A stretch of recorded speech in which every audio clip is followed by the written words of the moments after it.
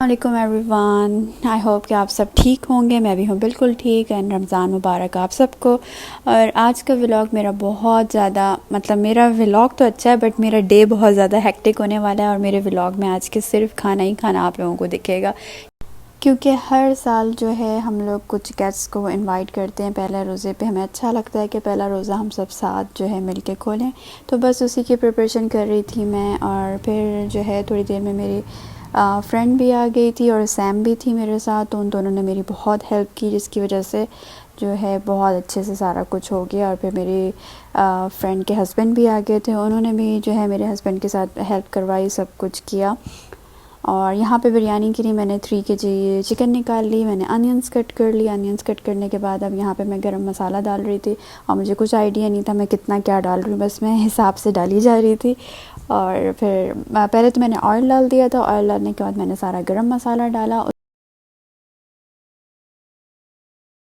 और यहाँ पे देखें जिस तरह से मैंने सारा गरम मसाला डाल दिया है और मैंने बिल्कुल अपने अंदाजे से डाला है। मुझे कोई आइडिया नहीं है कि मैंने ज़्यादा डाला है कम डाला, बट बिरयानी बहुत ज़्यादा मज़े की बनी थी। फिर यहाँ पे इस स्टेज पे मैंने जो है सारी अनियंस डाल दी। अनियंस डालने के बाद मेरी कुछ हालत ऐसी हो चुकी थी तब तक। अनियंस डालने के बाद मैंने अनियंस को निकाल दिया। निकालने के बाद मैंने डाल दी चिकन। चिकन को अच्छी तरह से फ्राई करके उसे भी निकाल लिया था। फिर मैंने सारे टमाटर डाल दिए। टमाटर डालने के बाद अनियंस और योगर्ट का दही का मिक्सचर मैंने डाल दिया। अच्छा, मुझे इसलिए ये सेपरेशन से बिरयानी बनानी पड़ती है क्योंकि मेरा स्टोव जो है वो है इलेक्ट्रिक का। और अगर उसमें सारा कुछ एक साथ डाल दो ना तो फिर जो है आपको कल हो जाएगी, लेकिन आपका मसाला तैयार नहीं होगा। तो इस तरह सेपरेट कर करके बनाना पड़ता है इलेक्ट्रिक के स्टोव में। बहुत ही जो है हल्का चलता है। फिर यहाँ पे मैंने दाल ले ली। दाल को अच्छी तरह से ब्लेंड कर लिया। ब्लेंड करने के बाद अच्छा, यहाँ पे जो है मेरे क्लिप्स भी मिक्स है क्योंकि मुझे कोई आइडिया नहीं था। मैं कभी कुछ काम कर रही थी, कभी कुछ काम कर रही थी। और मेरे पास इतना भी टाइम नहीं था कि मैंने व्लॉग बनाते टाइम उनको जो है सही से असाइन करती। मैंने बस जस्ट जो क्लिप आया मैंने डाल दिया। तो गाइस यहाँ पे जो है स्प्रिंग रोल्स का भी जो है मिक्सचर तैयार हो गया था। छोले भी तैयार हो चुके थे। और फिर मैंने जल्दी से रोल भी रैप कर लिए सारे। फिर यहाँ पे जो है टाइम होने वाला था तो चीज़ बॉल्स भी तैयार हो गए थे, जो मैं आप मेंशन करना भूल गई थी। यहाँ पे दही बड़े तैयार थे। बिरयानी का मसाला रेडी था। फ्रूट चाट, छोले और केचप वगैरह भी सारी जो है निकाल दी थी। सर्विंग के लिए रेडी था सब कुछ, बस रोज़ा खुलने ही वाला था।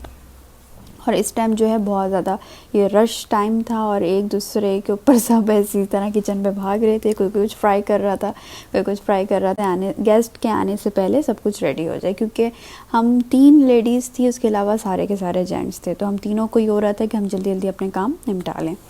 मैं थी, सैम थी और मेरी फ्रेंड थी। यहाँ पे मेरे हस्बैंड और मेरी फ्रेंड के हस्बैंड जो है पूरा दस्तर लगा रहे थे। इन्होंने बहुत ज़्यादा हेल्प की हमारी। और ये दोनों जो है ऑफ़िस से आए थे। ऑफ़िस के आने के बाद उन्होंने हमारी इतनी हेल्प करी।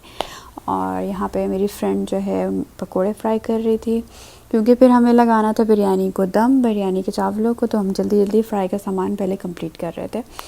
फिर यहाँ पे बिरयानी में जो है चावलों को बहुत ही बड़ी मुश्किल से इलेक्ट्रिक के स्टोव में दम आ ही गया था फाइनली।